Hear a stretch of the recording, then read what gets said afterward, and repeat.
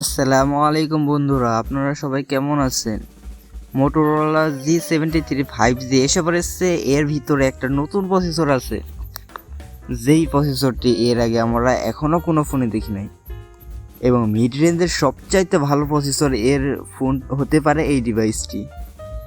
এবং এইবার মোটোরোলা তাদের হার্ডওয়্যারে অনেক পরিবর্তন করেছে। আরে ভাই, গেম ভালো চলবে, ছবি ভালো উঠবে, তখনই তো বলবো ভালো ফোন। চলুন দেখি ফোনটি কেমন ভালো। ওরে ভাই, ফোনের বক্সটি খুললেই দেখবেন এই ফোনটি আগের থেকে কাপড় পরে আসছে। তার মানে ফোনের মধ্যে আগের থেকে দেখবেন কভার লাগানো। বক্সের ভিতরে পেয়ে যাবেন 30 ওয়াটের একটি ফাস্ট চার্জার এবং C2C কেবল। এই ফোনটি ব্যাটারি পেয়ে যাবেন 5000 mAh এর একটি বিগ ব্যাটারি। এই ফোনটির ওজন পেয়ে যাবেন 181 গ্রাম, যা যথেষ্ট হালকা বলে মনে হয়েছে, হাতে নিলে ভারী ভারী মনে হবে না। এটি হলো Motorola G73 smartphone. Motorola G series আমরা অনেক দেখে থাকি এবং এই সিরিজটি অনেক নতুন নতুন জিনিস নিয়ে আসতেছে। ফোনটি লক্ষ্য করলে দেখবেন এই ফোনের ব্যাক সাইডে ক্যামেরা একটু অন্যরকম উঁচু টাইপ।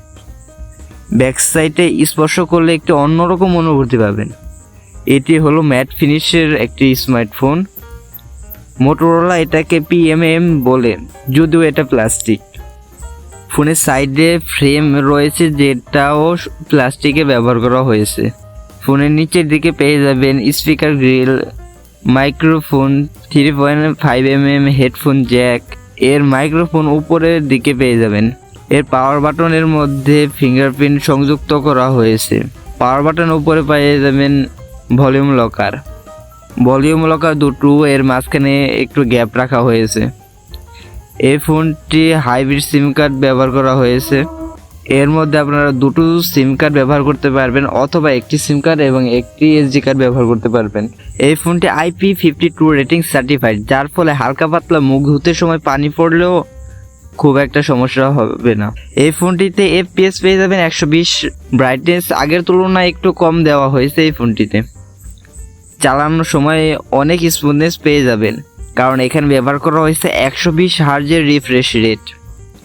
এটা যদি আপনি সেটিংয়ে গিয়ে অটোতে সিলেক্ট করেন, তাহলে আপনি যখন আপনার স্ক্রিন মুভমেন্ট করবেন তখন 120 হার্জে কাজ করবে, আর যখন আপনার স্ক্রিন মুভমেন্ট করবেন না তখন 30-এ কাজ করবে।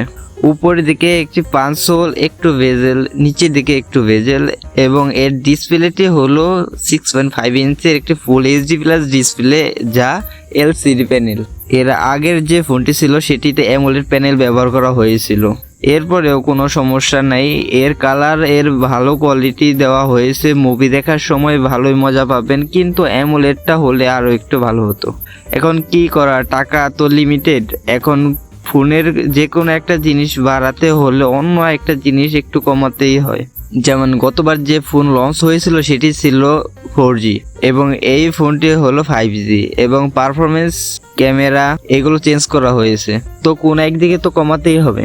এর ডিসপ্লেতে ব্যবহার করা হয়েছে পান্ডা গ্লাস। এটি গরিলা গ্লাস 3 এর বরাবর কাজ করে।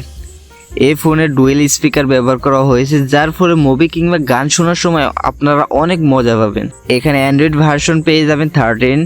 এই ফোনে প্রসেসর হিসেবে পেয়ে যাবেন মিডিয়াটেকের ডাইমেনসিটি 930। এই ফোনটি এই প্রাইস রেঞ্জের বেস্ট প্রসেসরের একটি ফোন হবে। এই ফোনটিতে গেম মোড পেয়ে যাবেন, যার ফলে গেম খেলার পাশাপাশি অনেক কাজ করতে পারবেন।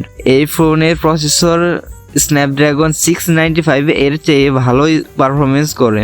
এই ফোনটি এই প্রাইস রেঞ্জের মধ্যে সবচাইতে ভালো ফোন হবে, কারণ এখানে ব্যবহার করা হয়েছে স্টক অ্যান্ড্রয়েড। এই ফোনটিতে 8GB র্যাম এবং 256GB রোম পেয়ে যাবেন, এবং অতিরিক্ত মেমোরি ব্যবহার করার সুবিধা রয়েছে।